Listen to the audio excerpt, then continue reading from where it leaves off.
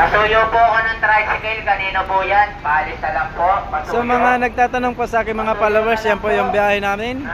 Biyaheng Ormoc via Tacloban po yan. With CR po yan. Ito po yung 11K.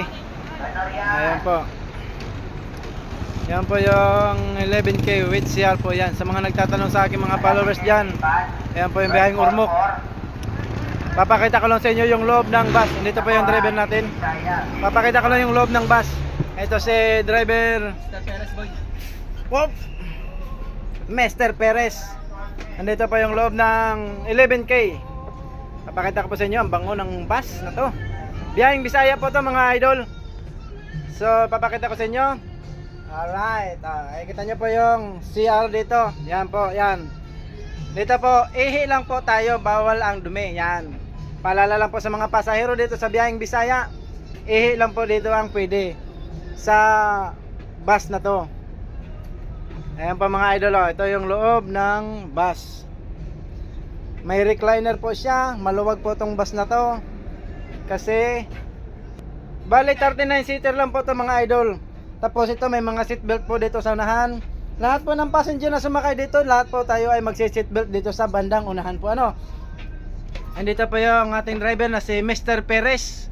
Biyaheng Bisaya po, siya po yung on wheel papunta ng Ormoc. Ayan mga idol.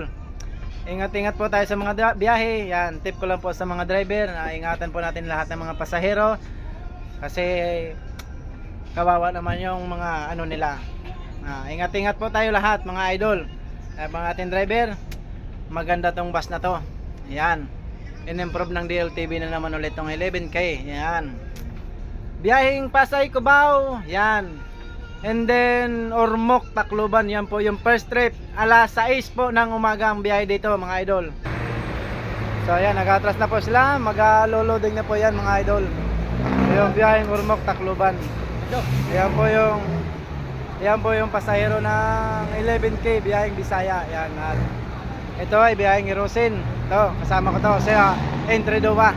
Ayan. Yung 5:30 AM, tipid nyo po, patuyo. Yan po first trip dito ng ano. Tsaka ito si Mr. Biyaheng Tabaco, Legazpi. Yan. 1244. Second trip po to. Ito si Mr. Ruliano, conductor dito sa Biyaheng Tabaco. Ayan, shoutout dyan sa mga taga Ruliano na Dait, alright. And then si driver Sakay. Yan. At si Mr. Baudin na taga Agdangan. Wow! Camarinesor. Ito si Mr. Lopez. Yan. Uwi na sa kanyang bus. Alright.